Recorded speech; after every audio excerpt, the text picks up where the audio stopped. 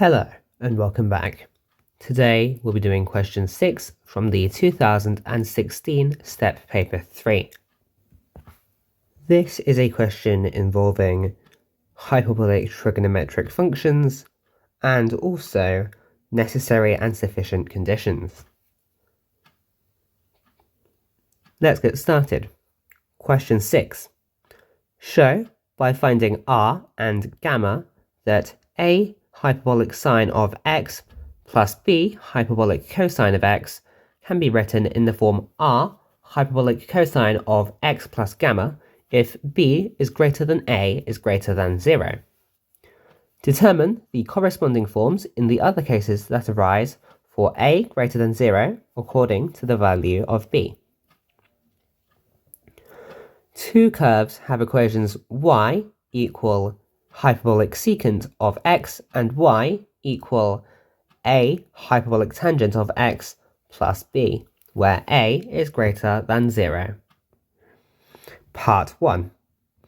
In the case b is greater than a, show that if the curves intersect, then the x-coordinates of the points of intersection can be written in the form plus minus inverse hyperbolic cosine of 1 over the square root of b squared take away a squared, take away the inverse hyperbolic tangent of a over b. Part 2. Find the corresponding result in the case a is greater than b is greater than 0. Part 3. Find necessary and sufficient conditions on a and b for the curves to intersect at two distinct points. Part 4. Find necessary and sufficient conditions on a and b for the curves to touch and, given that they touch, express the y-coordinate of the point of contact in terms of a. Pause the video to have a think, and once you're ready, restart to see if you were correct.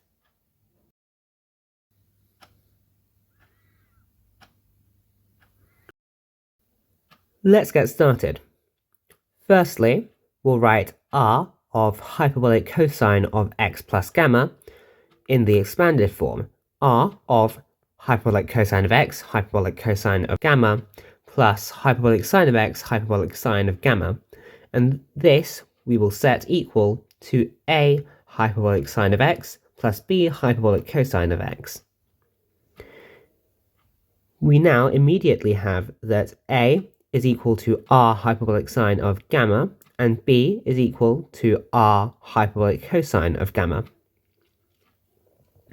Rearranging for r and gamma, we therefore have r is equal to b squared take away a squared, and gamma is equal to the inverse hyperbolic tangent of a over b. Now, in the second case, we have b is equal to plus minus a. In this case, a hyperbolic sine of x plus b hyperbolic cosine of x is simply equal to plus minus a multiplied by e to the plus minus x, and this can be determined by expanding out the hyperbolic functions in terms of e. Now we should move on to the intermediate case of negative a being less than b, which is less than a. In this case, the final form will be r hyperbolic sine of x plus gamma. And this we can expand to be equal to r of hyperbolic sine x hyperbolic cosine gamma plus hyperbolic cosine x hyperbolic sine gamma. And this we will once again set equal to a hyperbolic sine x plus b hyperbolic cosine x. We thus have a is equal to r hyperbolic cosine of gamma, and b is equal to r hyperbolic sine of gamma. And therefore, we have r is equal to the square root of a squared take away b squared, and gamma is equal to the inverse hyperbolic tangent of b over a. Finally, we can consider the case where b is less than negative a. In this case, following a procedure similarly to part 1, we have that r is equal to the negative of b squared take away a squared, and gamma is equal to the inverse hyperbolic tangent of a over b, as before. Now we can move on to part 1. Here we have a hyperbolic tangent x plus b is equal to hyperbolic secant of x. Multiplying through by hyperbolic cosine of x, we have that a hyperbolic sine of x plus b hyperbolic cosine of x is equal to 1, and therefore square root of b squared take away a squared, all multiplied by the hyperbolic cosine of x plus inverse hyperbolic tangent of a over b is equal to 1. Rearranging this, we get that x is equal to plus minus inverse hyperbolic cosine of 1 over square root of b squared minus a squared, all take away inverse hyperbolic tangent of a over b, as required. Now we can move on to part 2. Here we arrive at an identical equation, and we can use a very similar method to determine that x is equal to the inverse hyperbolic sine of 1 over square root of a squared take away b squared, all take away the inverse hyperbolic tangent of b over a. Now we can move on to part 3. Here we need b is greater than a, and also that 1 over the square root of b squared take away a squared is greater than 1, in order to have two distinct roots.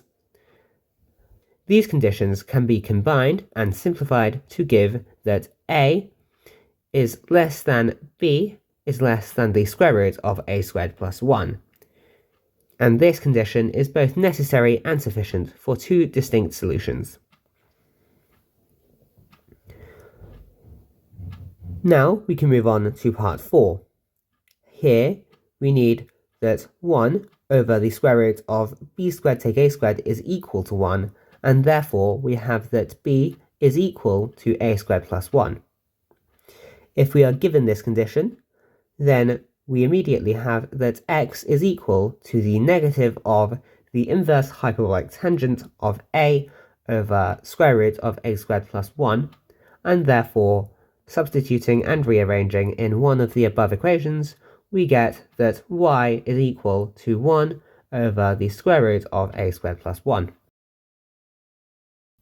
If you liked our video, please like and subscribe, and we'll see you next time for some more fun maths problems. Thanks for watching, and goodbye.